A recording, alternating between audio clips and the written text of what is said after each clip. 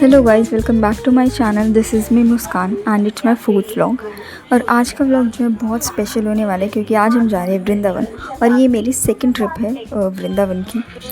आज का दिन जो है बहुत क्योटिक था, इतना क्योटिक था कि हमारे साथ एक मिसहैप भी हो गया।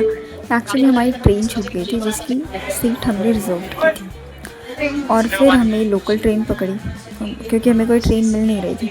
और यहाँ पर क्या हुआ था कि हमने 1-1.5 घंटा वेट किया पर फिर भी ट्रेन नहीं आ रही थी। एक ट्रेन आई थी पर वो छूट गई थी। वो हमें लगा कि हमारी ट्रेन नहीं है।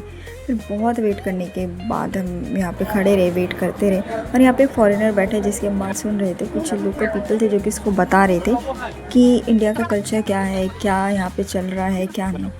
अब बहुत वेट करने के बाद और बहुत मुश्किल से हमें एक ट्रेन मिली फाइनली, और जिसमें हमें सीट्स भी मिल गई। फिर 3-4 घंटे का वेट करना पड़ा था जिसके लिए हमें, जब जाकर हमें एक सीट मिली। फिर 10-15 मिनट में ट्रेन भी चलने लगी थी, स्टार्ट होने लगी थी। ऐसा नहीं था कि एकदम से स्टार्ट हो गई, फिर ये बीच में रुक गई थी। फिर इसके बाद ये रीस्टार्ट हुई। और स्टार्टिंग में ट्रेन क्या होता है, बहुत धीरे धीरे चलती है पर बाद में स्पीड पकड़ लेती है। और ये मेरी ट्रेन की 2 या 3 जर्नी है, सेकेंड या थर्ड जर्नी है सिर्फ। इससे ज़्यादा मैंने कभी ट्रेन में ट्रैवल नहीं किया है। मैं एक बार अपनी नानी के साथ गई थी और एक बार जब बहुत छोटी थी जब गई थी, और पिछली बार जब हम वृंदावन आए थे जब गई थी। इससे ज़्यादा मैं कभी ट्रेन में बैठी ही नहीं हूँ। और फिर मैंने सोचा थोड़ा सा रिकॉर्ड कर लेते हैं, इसलिए इतनी भी वीडियो बन गई, अदरवाइज़ ये भी नहीं बन पाती। फिर हमारी ट्रेन में टीटी आ गए थे जो कि हमसे टिकट के लिए पूछ रहे थे। फिर वृंदावन पहुंचने में हमें अप्रॉक्स 3 to 4 आवर्स का तो टाइम लगा था। इस बीच में मैंने बहुत नींद ली, मैं 3-4 बार तो सोई हुई। फिर और कुछ काम ही नहीं था करने का। फिर हमने इसका जो लास्ट स्टेशन था वहाँ पर उतरे और वहाँ पर चलते चलते कुछ बात कर रहे थे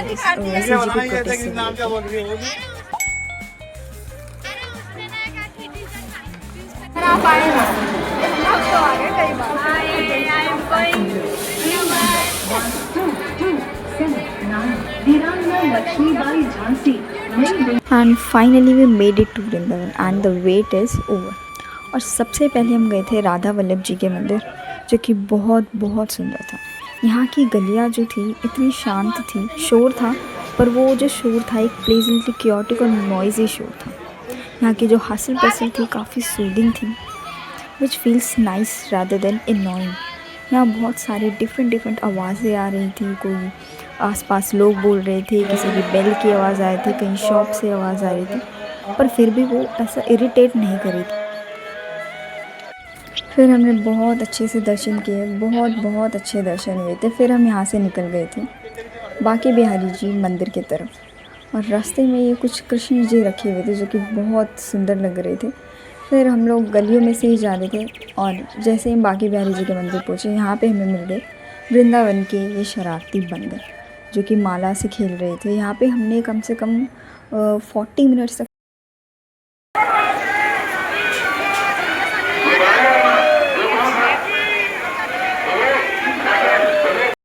एकदम भीड़ अंदर चली गई, पर फिर भी दर्शन हमारे बहुत अच्छे हुए।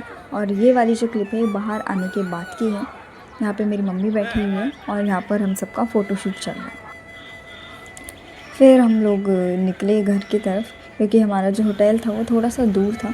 और जाते जाते मुझे यहाँ पे कुछ डॉग्स मिले जो कि बहुत क्यूट थे, बहुत लीनियंट थे, कुछ कह भी नहीं रहे थे, ना ही भौंक रहे थे। इनको मैंने कुछ बिस्किट्स खिलाए। फिर ये सुबह हमें निकलना था बरसाना की ओर। उससे पहले हम राधा रमन जी के मंदिर घूमने जाना था हमें। और ये सुबह 4:30 या 5:30 के आसपास की क्लिप है कि बहुत शांति थी, थोड़ा सा अंधेरा था पर फिर भी इतने लोग जगे हुए थे। और मैं सिर्फ 2 घंटे सोई हूँ क्योंकि हम रात को 3 बजे सोए थे। और यहाँ इतना सुकून था, इस टाइम तो और सुकून था। जब रात को इतनी भीड़ में सुकून था, इस टाइम तो होगा ही। फिर हम राधा रमन जी के मंदिर में एंट्री की हमने और यहाँ पर भी बहुत अच्छे दर्शन हुए, बहुत अच्छे। पर यहाँ पे भी एक प्रॉब्लम थी कि यहाँ के जो पंडित थे बहुत बाइस थे, बहुत करप्टेड स्टाफ था यहाँ के पंडित का।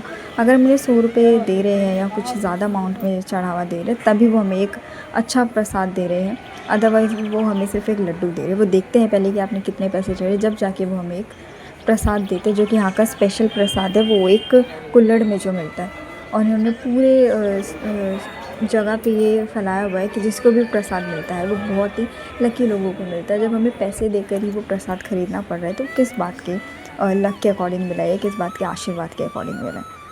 पंडितों ने भी एक ज़रिया बना लिया इसको अपने पैसे कमाने का, जो कि होना नहीं चाहिए।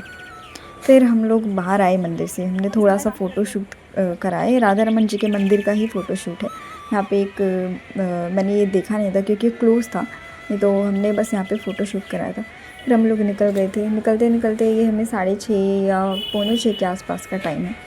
फिर हम लोग थोड़ी देर बाहर बैठे। हम लोग डिसाइड कर रहे थे कि हमें जाना कहाँ है, और डिसाइड में किया कि हम निधिवन चलते हैं, क्योंकि अभी टाइम है हमारे पास बहुत। हमें बरसाना जाना था और सबसे पहले मैंने सोचा कि हम वृंदावन में हैं तो हम निधिवन भी घूम ही लेते हैं। यहाँ पर बैठकर हम बात कर रहे थे।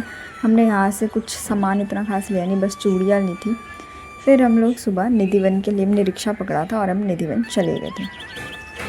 और ये जो आसपास आप देख रहे हैं ये तुलसियाँ हैं, जो कि इतनी बड़ी है। ऐसा माना जाता है कि निधिवन में जो तुलसी है रात को मतलब राधा कृष्ण आते हैं यहाँ पे और वो डांस करते हैं, और उन्हें कोई देख लेता है तो वो नेत्रहीन हो जाता है। यहाँ पे एक मंदिर था, उसके अंदर ही यहाँ हमने दर्शन किए। ये कुआं है, एक निधिवन में बहुत बड़ा कुआं था यहाँ पे। इसके अंदर लोग सिक्के भी फेंक रहे थे। मैंने भी एक सिक्का फेंका था। मैं उसको अच्छे से रिकॉर्ड नहीं कर पाई क्योंकि यहाँ पे नेट लगा हुआ था, जाल लगा हुआ था। इन सब ने भी यहाँ पे सिक्के फेंके। कोई यहाँ पे फ़ोटो शूट करा रहा था, कोई कुछ कर रहा था, पर मैंने इसको ज़्यादा नहीं देखा। मुझे थोड़ा डीप था इसलिए मुझे डर लग रहा। और ये उन लोगों की समाधि है जिन्होंने राधा कृष्ण को रात को उनके डांस करते हुए, नृत्य करते हुए देखने की कोशिश की है, दुस्साहस किया। या तो वो नेत्रहीन हो जाते थे या तो उनकी मृत्यु हो जाती थी। मतलब कुछ ना कुछ ट्रेजेडी उनके साथ होती ही थी अगर वो देख लेते हैं तो। कुछ लोगों का मानना है कि उनकी आवाज़ भी चली जाती थी जिससे कि वो किसी को बता ना पाए। और यहाँ पर कार्तिक जो है उनसे यही क्वेश्चन पूछ रहे हैं कि समाधि किसकी बनी है, और पंडित जी यहाँ पे एक्सप्लेन कर रहे हैं। यहाँ का बहुत अच्छा इंफ्रा हो गया है। पहले इतना अच्छा नहीं होता था, अब थोड़ा सा और मैनेजेबल हो गया कि भीड़ को अच्छे से मैनेज कर पाते हैं।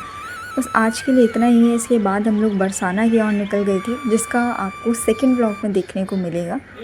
और उम्मीद है कि आप सेकंड ब्लॉग भी इतने अच्छे से देखेंगे, जो कि बहुत बहुत ज़्यादा एक्साइटिंग है। वृंदावन तो खूबसूरत है ही, पर जो बरसाना है वो उससे कई ज़्यादा सुंदर है। बहुत अच्छी अच्छी जगहें हैं वहाँ पे घूमने के लिए। अगर आप उसे भी देखना चाहते हैं तो जो सेकंड ब्लॉग है उसको आप ज़रूर देखिए। जो अभी के लिए इतना ही। Thanks for watching. मिलते हैं नए ब्लॉग में।